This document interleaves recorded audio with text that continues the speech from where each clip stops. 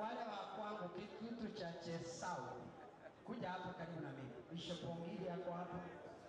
Mzee Manu asiondoke, jua ako hapo. Jesus akuja hivi.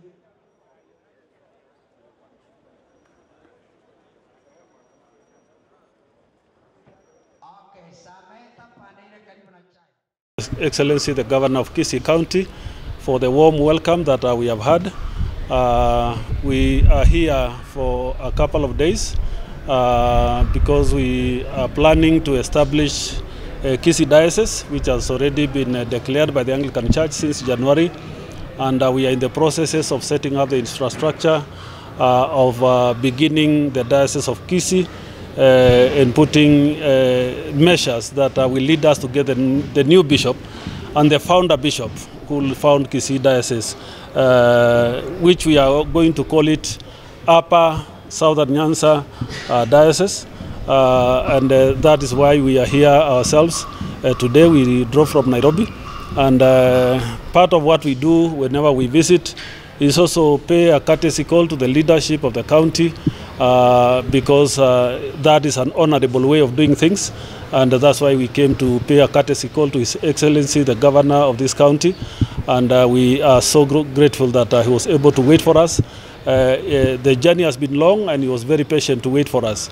I'm hosted by a team of leaders of the Anglican Church here, led by the area bishop, Bishop John Omangi, and the rest of the clergy. So we will be working on modalities and setting the pace and the ground for the establishment of the Diocese of Kisii, which will go through the normal processes of the Anglican Church, where we will have a synod for this area, and that synod will also be involved in electing the next bishop.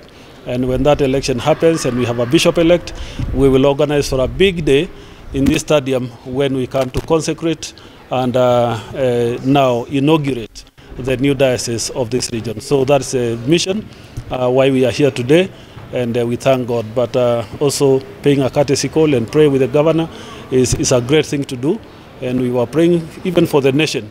Joining the prayers that were here in the morning, you can see it is a drought period in the whole country. We are seeking God's guidance and help to send us rain in good time, so that whatever the farmers are doing will be blessed by the Lord with the showers of rain. And the country, our hope is that we shall have food and food security. We know the times are not easy. The government is already importing food for the citizens of this country, but we are asking God to send us rain, because that's the only sustainable way we can be able to feed our families, when we are able to work on our hands and till the land and grow food for ourselves. So we continue to encourage all of us to be hardworking as we pray that God will give us what is His, but let us also plan to do what is ours. And I'm glad that, you know, one of the things the governor mentioned to the congregation that was here is that after prayers, let us go to work. And I want to reiterate that we need a working people, and we need hard workers, because that's what is going to sustain us going forward. May God bless you. According to you, is the country